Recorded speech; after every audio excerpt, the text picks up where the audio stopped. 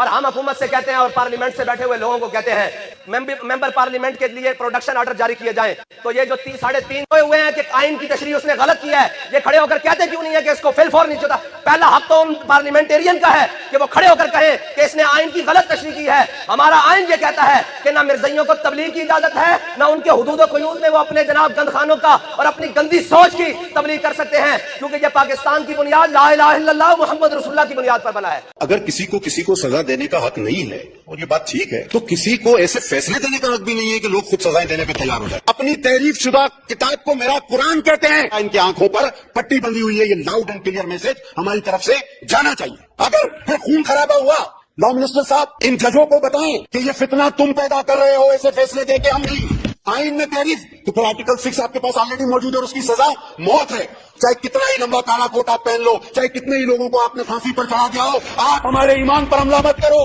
یہ جو آئین کو ری رائٹ کیا گیا ہے, قرآن و سنت کے احکامات کے خلاف فیصلہ دیا گیا ہے. قرآن پاک میں تحریف کی اجازت دی گئی ہے. یہ پاکستان میں نہیں ہو سکتا کہ آپ ایک عمارت کی چار دیواری کے اندر بیٹھیں گے اور پھر وہاں پر آپ جو مرضی تحریف قرآن کے اندر کر لیں. اور جن ججز نے یہ کام کیا ہے انہیں انصاف کے پیکارے کے اندر لے کر آنا چاہیے. اور میں یہ سپریم کورٹ آف پاکستان سے بھی درخواست کروں گا کہ آپ اپنے فیصلے کے اوپر نظر ثانی کریں. جناب والا, یہ کوئی سیاسی ایشو نہیں ہے, یہ ہم سب کے ایمان کا معاملہ ہے. جب تک اس کا رزلٹ نہیں نکلتا اور اس پہ قوم کا اعتماد نہیں ہوتا, تب تک یہ عوام جاتا رہے گا. میری درخواست ہے کہ اس ایشو کو آپ اس کے لیے اسپیشل پارلیمنٹری کمیٹی بنائیے, علماء کرام کو بٹھائیے, ہمیں موقع دیجیے, اور وہ پارلیمنٹری کمیٹی تب تک اپنی میٹنگز کرتی رہے جب تک سپریم کورٹ اپنے اس فیصلے پہ نظر ثانی نہیں کر لیتا. جج صاحبان ہمیں یہ بتائیں کہ انہیں آئین میں ترمیم کرنے کا اختیار کہاں سے ملا؟ آئین میں ترمیم وہ نہیں کر سکتے. جج صاحب کون کی اس قسم کی رائے کو میں جوتے کی نوک پہ رکھتا ہوں, اور میں کہتا ہوں کہ آج ہی قرارداد مذمت پاس ہونی چاہیے کہ آئندہ کسی کو ہمت اور جرأت نہ ہو. جج صاحب پتہ نہیں آنکھیں بند کر کے اس طرح کے فیصلے صادر کرتے ہیں.